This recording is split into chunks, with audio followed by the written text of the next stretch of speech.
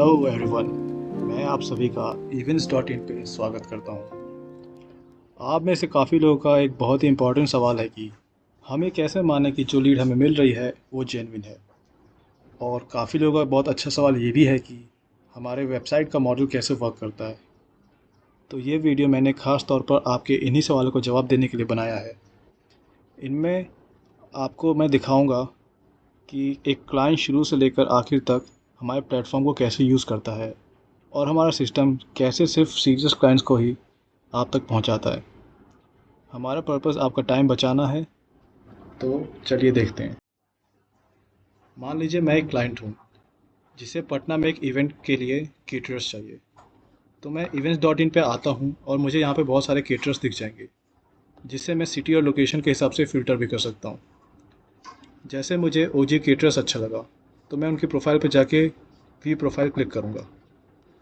जब क्लाइंट आपकी लिस्टिंग देखता है तो वहाँ पे आपका प्रोफाइल का प्रोफेशनल पेज खुलता है। उसमें आपका कवर इमेज, आपके बारे में जानकारी और आपके सारे सर्विसेज यहाँ बहुत अच्छे तरीके से दिखाए जाते हैं।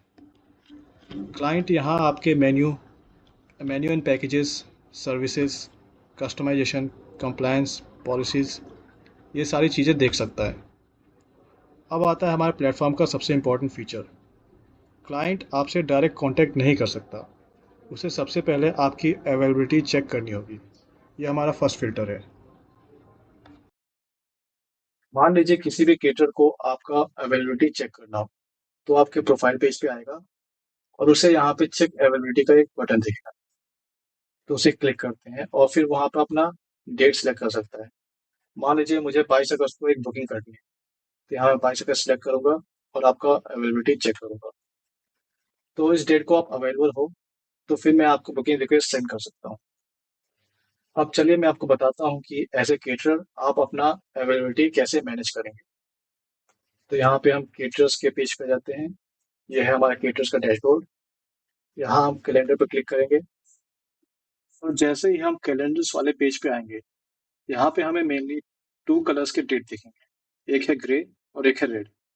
ग्रे का मतलब है आप उस डेट पे अवेलेबल हो और रेड का मतलब है आप उस डेट पे अनअवेलेबल हो। तो जैसा आप देख सकते हैं अभी आप सभी डेट्स पे अवेलेबल हैं। अगर आप किसी डेट पे अनअवेलेबल हैं ड्यू टू एनी रीजंस, मान लीजिए 28 अगस्त को, तो आप उस डेट को क्लिक करेंगे और यहाँ पे अनअवेलेबल वाला ऑप्शन सेलेक्ट कर देंगे।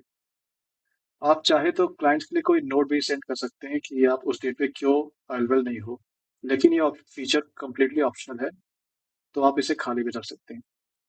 जैसे डेमो के लिए मैं अभी लिख देता हूँ कि मैं उस डेट पे ऑलरेडी बुक्ड हूँ। तो ये हमने लिख दिया है और अब इस डेट को हम सेव कर देंगे। तो अब ये 28 अगस्त वाला डेट रेड में हो गया है। इसका मतलब आप इस डेट पे अनअवेलेबल हैं। तो आइए चेक करते हैं इसे क्लाइंट्स के पेज पे भी। तो जैसे हमने 28 अगस्त को सिलेक्ट किया और हमने देखा अवेलेबिलिटी और नॉट अवेलेबल है और आपने जो नोट भेजा था ऑलरेडी बुक्ड। तो अब आता है सबसे इम्पोर्टेंट पॉइंट। जिस भी डेट को आप अनअवेलेबल हो उस डेट के लिए आपको एक भी बुकिंग रिक्वेस्ट नहीं आएगी।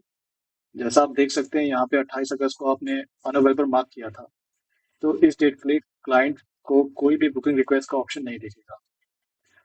तो फिर आप हमेशा ये ध्यान रखें कि आप किसी ऐसे डेट को ना अनअवेलेबल मार्क कर दें जिस पे आप बुकिंग रिक्वेस्ट ले सकते हैं, लेकिन आपने गलती से मार्क कर दिया हो, क्योंकि इस वजह से आप अपने बहुत ही प्रीशियस क्लाइंट्स खो सकते हैं। तो फिर चलिए कोई ऐसी डेट सेलेक्ट करते हैं जिस पे आप अवेलेबल हैं।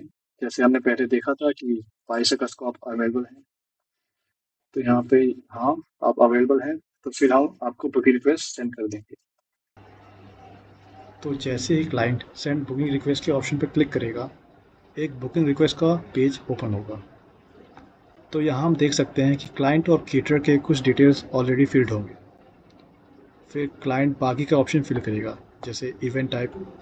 यहाँ पे बहुत सारे ऑप्शन है तो उसमें हम अपना इवेंट टाइप फिल कर सकते हैं। जैसे मुझे वेडिंग करानी है तो वेडिंग पे क्लिक किया। Number of guest around 500।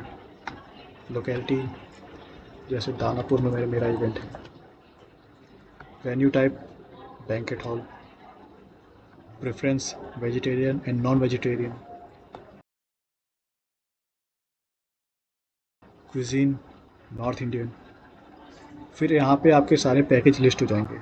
अभी हमारे डेमो के लिए सिर्फ एक ही पैकेज है तो हम उसे क्लिक करेंगे। और फिर यहाँ पे आपके ऑप्शनल चीज़ें जैसे पानी पूरी चाट ये सब अगर चाहिए क्लाइंट को तो क्लिक कर सकता है।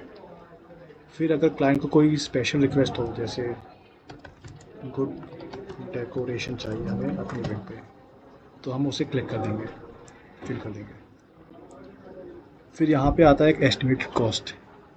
ये कॉस्ट सिर्फ हमने एक क्लाइंट को एक रफ़ आइडिया देने के लिए बताया है, ये ओरिजिनल कॉस्ट नहीं है और इसे आप नेगोशिएट कर सकते हैं क्लाइंट से बात करने के बाद।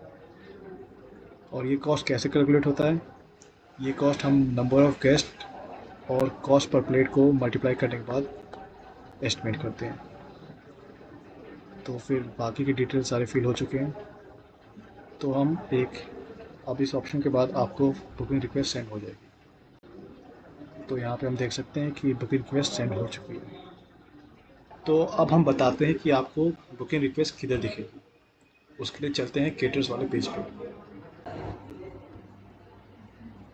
सो यहाँ पे हम लोग केटर्स के डैशबोर्ड पे आ चुके हैं। अब आपको अपनी बुकिंग देखने के लिए यहाँ पे बुकिंग्स वाले टैब पे क्लिक करना होगा। यहाँ पे पेंडिंग्स वाले सेक्शन में आपको सारे बुकिंग्स मतलब पेंडिंग रिक्वेस्ट दिख जाएंगे। तो जो डेट सबसे क्लोजेस्ट होगी वो सबसे ऊपर आएगी, जैसे 22 अगस्त सबसे क्लोज़ है, फिर 23 अगस्त, फिर 12 सितंबर। तो ऐसे करके ये लिस्ट होंगी। तो हमारा जो इवेंट था वो 22 अगस्त को था। तो इसमें आप देख सकते हैं कि आपको सारी डिटेल्स दिखाएंगे, जैसे कौन से लोकेशन पे है, किस टाइप का इवेंट है और बाकी बाकी सब चीज़ें सब यहाँ पे दिखेंगी। और यहाँ नंबर ऑफ़ गेस्ट और एस्टिमेटेड प्राइस, तो यह सब आपको यहाँ पे दिखेगा। बट आपको क्लाइंट का नेम और कॉन्टैक्ट नंबर नहीं दिखेगा। ये देखने के लिए आपको एक अनलॉक फ़ीस देनी पड़ेगी जो कि है 200 रुपये। तो मैं आपको ये दिखा देता हूँ कि ये कैसे अनलॉक करना है। सबसे पहले आप यहाँ पे अनलॉक पे क्लिक करेंगे तो यहाँ पे फिर बहुत सारे ऑप्शन है जैसे UPI, cards, net banking, wallet वगैरह। तो आप इसमें से किसी भी ऑप्शन से अनलॉक कर सकते हैं। तो मैं अभी क्यूआर से इसे वो करूँगा, पे करूँगा। और सिंस हमारा ये सिर्फ डेमो है तो अभी सिर्फ प्राइस 1 रुपीज़ है।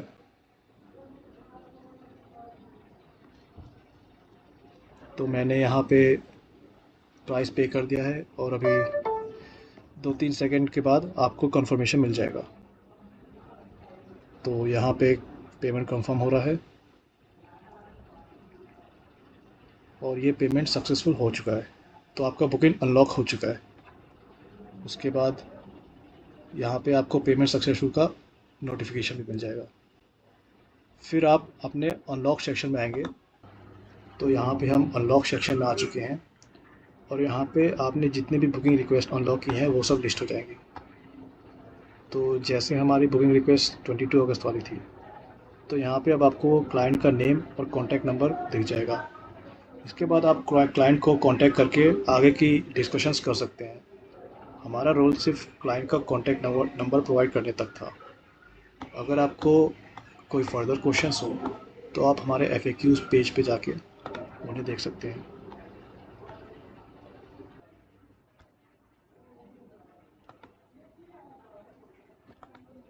अगर फ्यूचर में आपकी बुकिंग कंफर्म हो गई हो तो आप फिर वापस यहाँ पे आके कंफर्म या नॉट कंफर्म क्लिक करके उसका स्टेटस अपडेट कर सकते हैं, जैसे ये। तो यहाँ पे हमारी बुकिंग कंफर्म हो चुकी है। तो जैसा कि आपने देखा, events.in से आई हुई लीड सिर्फ एक रैंडम इंक्वायरी नहीं है। यह एक ऐसे क्लाइंट से आई है जिसने आपकी अवेलेबिलिटी कंफर्म की है और अपने इवेंट के लिए एक डिटेल फॉर्म भरा है। इस तरह हम आपको सिर्फ सीरियस बिजनेस पर फोकस करने में मदद करते हैं। तो वीडियो देखने के लिए आपका बहुत बहुत धन्यवाद। अगर आपके कोई सवाल है तो आप हमारे ईमेल partners@events.in पे हमें ईमेल कर सकते हैं। Thank you.